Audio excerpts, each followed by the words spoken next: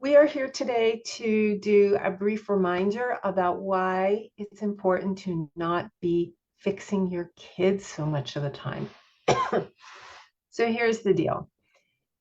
Nobody likes to be reminded about what's gone wrong, and we tend to jump in and be the fix-it person when we are nervous, anxious, scared about what our kids are doing or not doing.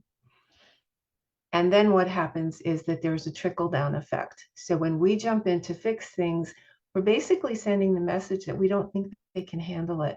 And so we have to do it for them. That leads to self-judgment and feelings of I'm not good enough, and so on and so on. And then it leads to a deterioration in your relationship because you are the judge and the critic and the fixer, and they don't want any part of that. All right. So 3 basic reasons to expand just a little bit.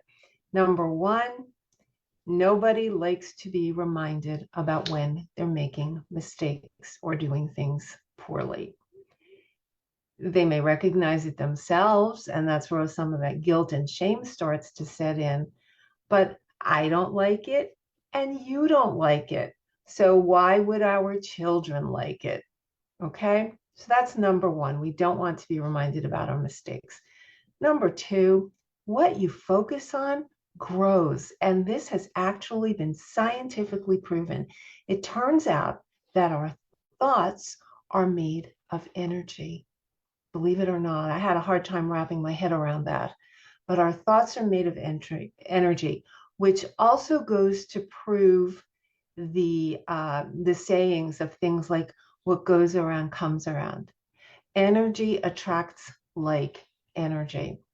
So if you are a negative person, you are going to put that energy out and you will attract other people who are negative. You will reinforce your own negative thoughts and beliefs, and therefore you won't be making the kind of progress that you want to make.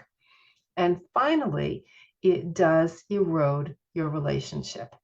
When we are the fixers, the ones who are maybe unintentionally sending the message, you can't do it, the kids start to take it in and confirm to themselves that they are not good enough.